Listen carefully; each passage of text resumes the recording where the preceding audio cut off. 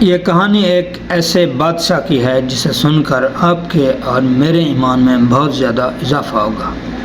پرانے وقتوں کی بات ہے کہ ایک بادشاہ سلامت بیمار ہو گئے۔ پیچھے ان کا کوئی ولی وارث نہیں تھا ان کے خاندان میں، لہٰذا انہوں نے ضروری سمجھا کہ کوئی نہ کوئی میرا ولی وارث ہونا چاہیے میرے مرنے کے بعد۔ جب ان کو پتہ چلا کہ اب میرا آخری وقت ہے تو بادشاہ سلامت نے اپنی رعایا میں اعلان کروا دیا کہ میرے مرنے کے بعد جو بھی شخص میری سیٹ سنبھالنا چاہتا ہے، میری جگہ بادشاہ بننا چاہتا ہے، اسے میری ایک شرط پوری کرنی ہوگی۔ جب رعایا کو پتہ چلا تو سب لوگ، علاقے کے، ملک کے سب لوگ اکٹھے ہو گئے بادشاہ سلامت کی دربار میں۔ بادشاہ سلامت نے بتایا کہ میری جگہ جو ایک رات قبر میں گزارے گا اسے میں اپنی پوری سلطنت دے دوں گا۔ جو اپنی ایک رات قبر کا احوال مجھے بتائے گا میں اسے ساری سلطنت، اپنی ساری بادشاہت،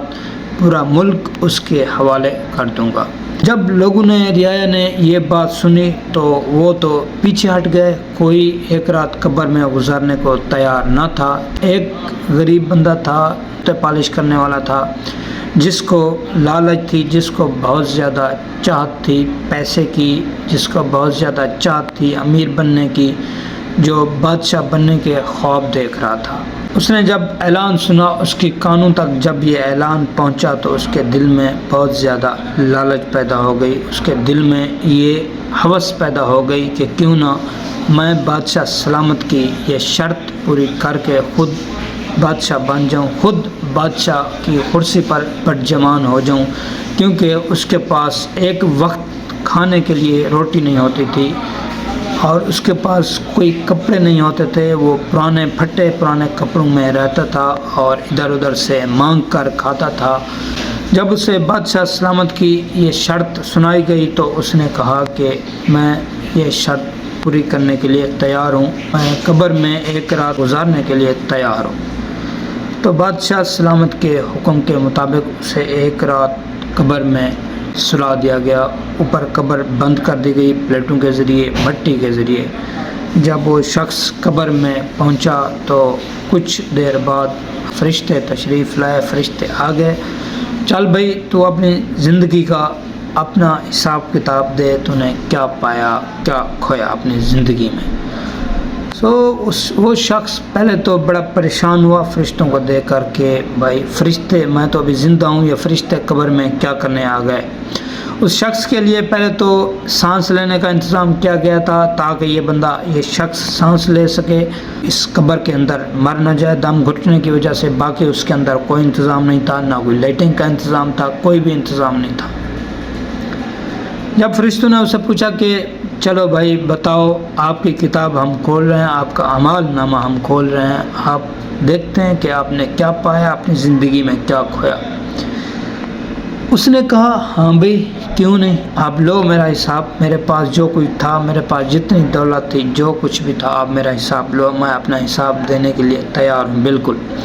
جب فرشتوں نے نامہ اعمال اس کا کھولا تو دیکھا کہ اس کے حصے میں تو کچھ بھی نہیں تھا۔ اس کے حصے میں، اس کی زندگی میں ایک روپیہ، ایک ٹکا بھی نہیں تھا نہ کوئی گھر تھا، نہ کوئی بہن بھائی تھے، نہ کوئی ماں باپ تھا، کچھ بھی نہیں تھا۔ وہ اکیلا تھا، سڑکوں پہ سوتا تھا، روڈوں پہ سوتا تھا، کچرے میں سوتا تھا، کچرے سے اٹھا کے کھاتا تھا، وہ بالکل خالی تھا، بالکل غریب اور اللہ کے اوپر یقین کرنے والا تھا۔ جب اس کا اعمال نامہ دیکھا گیا تو سب پیجز خالی خالی خالی خالی، نیکیاں نیکیاں نیکیاں، کچھ بھی نہیں تھا اس کے اعمال نامے میں۔ اب فرشتے جانے ہی والے تھے کہ فرشتوں نے دیکھا کہ کتاب کے لاسٹ میں ایک گدھا اس کا تھا، جس کو وہ گھاس اٹھانے کے لیے، جس کو وہ کسی کی مزدوری کرنے کے لیے، جس کا وہ اپنا کوئی ذاتی کام کرنے کے لیے استعمال کرتا تھا۔ فرشتوں نے دیکھا کہ اس کے پاس اس کی ملکیت میں ایک گدھا ہے، چلو اس کا دیکھ لیتے ہیں کہ اس نے اس کے ساتھ کیسے سلوک کیا، اس نے اس کے ساتھ کیا رویہ اختیار کیا اپنی زندگی میں۔ جب فرشتوں نے وہ پیج کھولا گدھے والا تو اس میں دیکھا کہ اس شخص نے فلاں ٹائم فلاں دن اس گدھے کو پانی نہیں پلایا، فلاں ٹائم فلاں دن اس نے گدھے کے اوپر وزن زیادہ لادا، فلاں وقت اس نے گدھے کے اوپر ظلم کیا، فلاں وقت اس نے گدھے کو گھاس نہیں ڈالا، فلاں وقت اس نے گدھے کو دھوپ میں باندھے رکھا۔ تو آخر کیا ہوا؟ پورا ماجرا یہ ہوا کہ ساری رات جو فرشتے تھے وہ ساری رات اس بندے سے، اس شخص سے جس کی ملکیت صرف اور صرف ایک گدھا تھا، ساری رات اس گدھے کا حساب لیتے رہے۔ ابھی بھی حساب نہ ختم ہوا تھا کہ جو بادشاہ کا ٹائم مقرر تھا کہ بادشاہ سلامت نے اپنے وزیروں کو حکم دیا، چلو جاؤ جا کے اس شخص کی، اس غریب کی جو بادشاہ بننے کا خواہش مند تھا، اس کی قبر کھودی جائے اور اس کو باہر نکالا جائے، دیکھا جائے کہ وہ کیا زندہ ہے یا مر گیا۔ فرشتے ابھی اپنا حساب پورا کر ہی رہے تھے کہ اس کے اوپر جو اس نے پایا تھا، جو اس نے گدھے کے ساتھ کیا تھا، اس کا بھی حساب ہو ہی رہا تھا کہ اوپر سے قبر کھودنے کے لیے لوگ آ گئے، جس کی وجہ سے فرشتے چلے گئے، اور جب انہوں نے قبر کھودی تو اس بندے کو باہر نکالا۔ اس کی حالت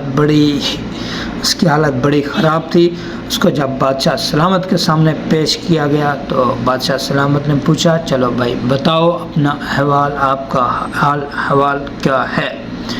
تو اس نے کہا کہ بادشاہ سلامت، آپ کی بادشاہی، آپ کی سلطنت آپ کو مبارک ہو، میں اس سے آزاد ہوں، میں بادشاہ بننے کا خواہش مند نہیں ہوں،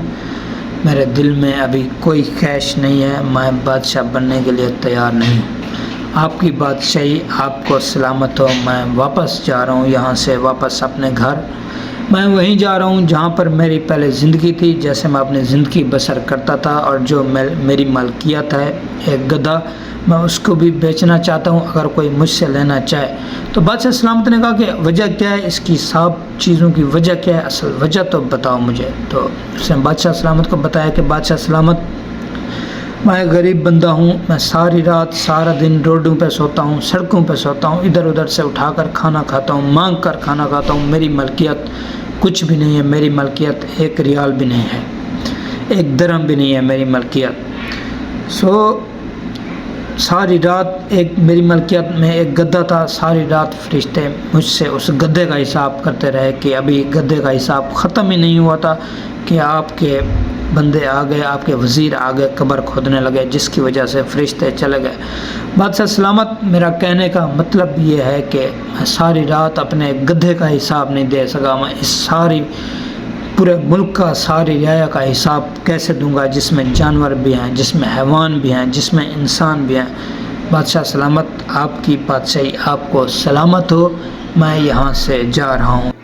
لہٰذا اس سے سبق یہ حاصل ہوتا ہے، آپ کے پاس جتنا بھی ہے، جو بھی اللہ تعالیٰ نے آپ کو دیا ہے، اس میں خوش رہیں، اللہ تعالیٰ کا لاکھ لاکھ شکر ادا کریں، کیونکہ اللہ تعالیٰ آپ کو وہ نہیں دیتا جو آپ کے لیے بہتر ہوتا ہے، بلکہ آپ کو وہ عطا کرتا ہے جو آپ کے لیے بہترین ہوتا ہے۔ اپنے لیے اتنا مانگیں جتنا آپ آگے جواب دے سکیں۔ اپنے بھائی کو دعاؤں میں یاد رکھیے۔ اللہ حافظ۔